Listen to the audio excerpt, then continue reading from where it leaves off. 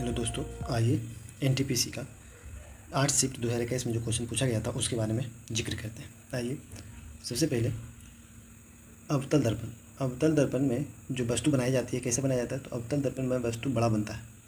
अवतल दर्पण में वस्तु बड़ा दिखाई पड़ता है और उत्तल दर्पण में वस्तु छोटा दिखाई पड़ता है। उत्तल दर्पण में वस्तु छोटा दिखाई पड़ता है, याद रखिएगा।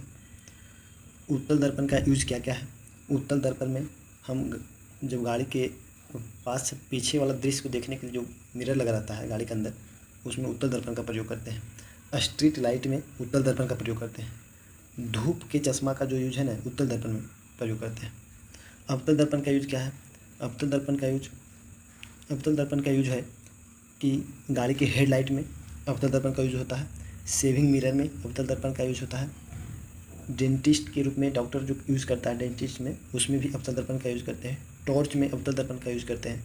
मेकअप मिरर में अवतल दर्पण का यूज़ करते हैं। अब आइए, अकबर ने इबादत खाना का निर्माण कब किया था? 1575 ईस्वी में।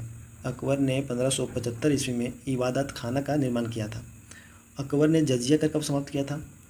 तो अकबर ने जजिया कर समाप्त किया था कब? अकबर ने जजिया कर 1564 में समाप्त किया था। अकबर ने तीर्थ यात्रा पर कर समाप्त किया था 1563 में। तीर्थ यात्रा पर कर समाप्त किया था अकबर ने 1563 में। तीर्थ यात्रा पर कर समाप्त किया था। अकबर ने जजिया कर समाप्त किया था 1564 ईस्वी में।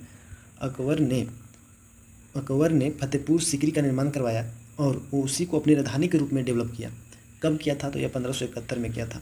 अकबर ने फतेहपुर सीकरी का निर्माण करवाया और अकबर ने फतेहपुर सीकरी को अपनी राजधानी के रूप में डेवलप किया, विकसित किया 1571 ईस्वी में। अकबर ने बुलंद दरवाज़ा कब बनवाया? तो अकबर ने बुलंद दरवाज़ा 1602 में बनवाया।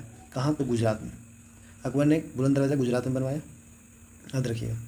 अकबर का जन्म कब हुआ था? अकबर का जन्म 1542 ईस्वी में हुआ था, अमरकोट में। अमरकोट कहाँ पड़ता है? तो सिंध प्रांत में पड़ता है, पाकिस्तान के आसपास। और अकबर का मृत्यु कब हुआ था? तो अकबर का मृत्यु 1605 ईस्वी को हो गया था। कहाँ? आगरा में, याद रखिएगा। अकबर का मृत्यु 1605 ईस्वी में आगरा में, और अकबर का जन्म हुआ था अमरकोट, जो सिंध प्रांत में पड़ता है, 1542 ईस्वी में। अब ये क्वेश्चन क्या है? भारतीय राष्ट्रीय कांग्रेस के प्रथम भारतीय महिला अध्यक्ष पूछे। भारतीय राष्ट्रीय कांग्रेस के प्रथम भारतीय महिला अध्यक्ष तो सरोजिनी नायडू है। कौन है? सरोजिनी नायडू। किस अधिवेशन में बना था सरोजिनी नायडू? तो कानपुर अधिवेशन में। कानपुर अधिवेशन में सरोजिनी नायडू बने थे 1925 में। कानपुर अधिवेशन में भारत की पहली महिला अध्यक्ष बनी थी। भारतीय राष्ट्रीय कांग्रेस में भारतीय पहली महिला अध्यक्ष सरोजिनी नायडू थी 1925 में, कानपुर अधिवेशन में। लेकिन पूछे सबसे पहले कांग्रेस के अध्यक्ष कौन बनी थी महिला? तो 1917 ईस्वी में एनी बेसेंट बनी थी। कौन? एनी बेसेंट बने थे कलकत्ता अधिवेशन में। कलकत्ता अधिवेशन में एनी बेसेंट 1917 ईस्वी में पहली बार कांग्रेस की अध्यक्ष बनी थी। कांग्रेस में टोटल 3 महिला अध्यक्ष, कांग्रेस के अधिवेशन में 3 महिला अध्यक्ष टोटल बने थे। महिला अध्यक्ष कौन कौन थे? तो पहले एनी बेसेंट 1917 में कलकत्ता अधिवेशन में। फिर दूसरे सरोजिनी नायडू 1925 अधिवेशन में कानपुर में। और एक थे 1933 के अधिवेशन में नलिनी सेन गुप्ता, जो ये भी कलकत्ता अधिवेशन में बने थे, याद रखिएगा। अब आइए, 1 MB में 1024 बाइट्स होता है। बोले तो 1 MB में 1024 KB होता है और 1 KB में 1024 बाइट्स होता है, याद रखिएगा। और 1 GB में 1024 MB होता है, याद रखिएगा। अब आइए, भारत की पहली महिला रक्षा मंत्री कौन थे? तो निर्मला सीतारमण। भारत की पहली रक्षा मंत्री निर्मला सीतारमण। भारत की पहली महिला मुख्यमंत्री पूछे तो सुचिता कृपलानी। कौन थे? सुचिता कृपलानी। और भारत की प्रथम महिला राष्ट्रपति प्रतिभा देवी पाटिल। और भारत की पहला महिला प्रधानमंत्री कौन थे? तो इंदिरा गांधी, याद रखिएगा ये सब। अब एक क्वेश्चन, बंगाल की स्थापना कब हुआ? तो 1784 में। 1784 ईस्वी में एशियाटिक सोसाइटी ऑफ बंगाल की स्थापना हुआ। एशियाटिक सोसाइटी ऑफ बंगाल की स्थापना कौन किए थे? तो एशियाटिक सोसाइटी ऑफ बंगाल की स्थापना कौन किए थे? विलियम जोन्स ने किए थे। सर विलियम जोन्स किए थे। 1784 में। और उस समय गवर्नर था वारेन हेस्टिंग्स।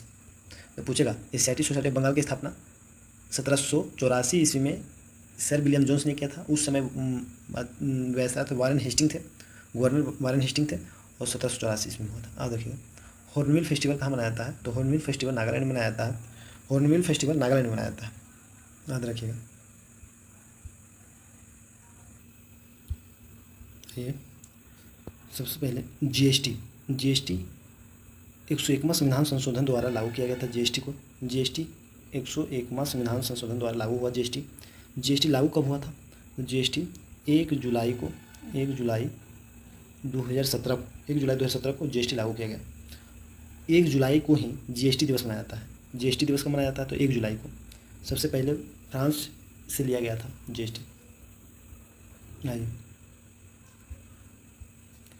वायुमंडल में कार्बन डाइऑक्साइड का जो परसेंटेज है 0.03%, 0.03% कार्बन डाइऑक्साइड है। और ऑक्सीजन, नाइट्रोजन कितना 78% है वायुमंडल में। 37% आपको कौन है, ऑक्सीजन है, याद रखिएगा। आइए, DNS का फुल फॉर्म क्या है, तो डोमेन नेम सिस्टम। क्या होगा, डोमेन नेम सिस्टम। आइए, सांडोल नृत्य जो है ना केंद्र शासित प्रदेश लद्दाख से संबंधित है। सांडोल नृत्य लद्दाख का है, और यह नृत्य जो है ना सांडोल नृत्य गिनीज बुक वर्ल्ड रिकॉर्ड में दर्ज है।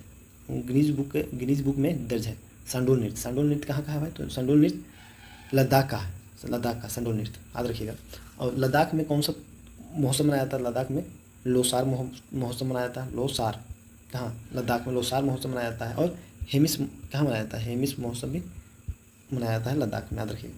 हेमिस लद्दाख में मनाया जाता है और लोसार भी लद्दाख में मनाया जाता है। अच्छा, वुमेन कैप्सूल मानव शरीर में उत्सर्जन तंत्र के रूप में कार्य करता है। बोले तो वुमेन कैप्सूल जो है ना किडनी के पास लगा रहता है, या वुमेन कैप्सूल जो है नेफ्रॉन का हिस्सा है।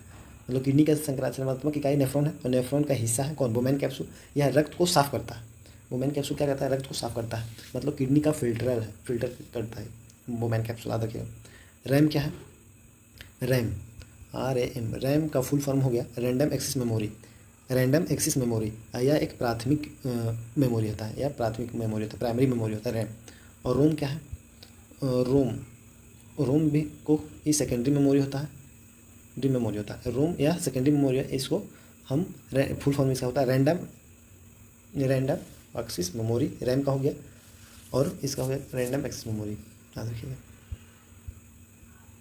और देखिए, काला पानी जो क्षेत्र है, काला पानी क्षेत्र विवादित है, तो इंडिया और नेपाल के बीच। काला पानी, नेपाल क्लेम करता है कि यह काला पानी क्षेत्र मेरा है, भारत क्लेम करता है काला पानी क्षेत्र भारत का है। तो काला पानी क्षेत्र विवादित है भारत और नेपाल के बीच। काला पानी जो है एक सेलुलर जेल है, कहाँ है, तो अंडमान निकोबार में है सेलुलर जेल काला पानी का, याद रखिएगा। यहीं पर वीडियो समाप्त करते हैं, बहुत लंबा हो